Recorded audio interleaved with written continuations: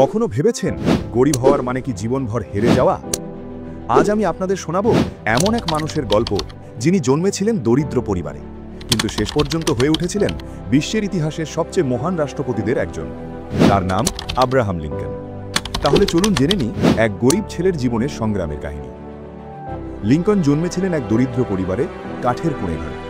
ছোটবেলায় স্কুলে যাওয়ার সুযোগ পাননি, বই কেনার টাকা ছিল না। তিনি রাত জেগে অন্যের বই ধার করে পড়তেন। জুতোর চেয়ে মাটির ওপর খালি পায়ে হেঁটেই বড় হয়েছেন।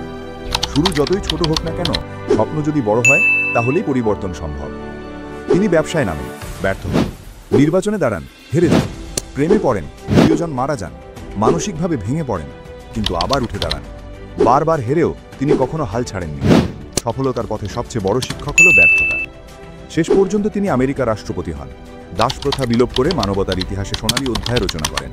আর আজ আমরা তাকে স্মরণ করি শুধু নেতা হিসেবে নয়, বরং এক গরিব ছেলে থেকে বিশ্ব নেতা হয়ে ওঠার অনুপ্রেরণা হিসেবে।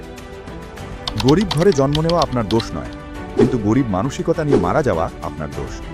বন্ধুরা, আব্রাহাম লিঙ্কনের জীবনী আমাদের শেখায় গরিবই কখনো বাধা নয়, বরং সেটাই হয় সফলতার আসল শক্তি। হয়তো আজ আপনি দারিদ্র্যের মধ্যে আছেন, হয়তো আজ আপনি বারবার হেরে যাচ্ছেন, কিন্তু মনে রাখবেন প্রতিটি ব্যর্থতা আপনাকে আরও শক্তিশালী করছে। তাই নিজের স্বপ্নকে আঁকড়ে ধরুন, কারণ একদিন হয়তো আপনাকেও মানুষ মনে রাখবে সেই এক গরিব হিসেবে যে হার মানেনি। যদি লিঙ্কনের এই কাহিনী আপনার মনে শক্তি জাগায়, তাহলে ভিডিওটি লাইক দিন, শেয়ার করুন, আর নতুন নতুন মোটিভেশনাল গল্প পেতে চ্যানেলটি সাবস্ক্রাইব করে পাশে থাকুন।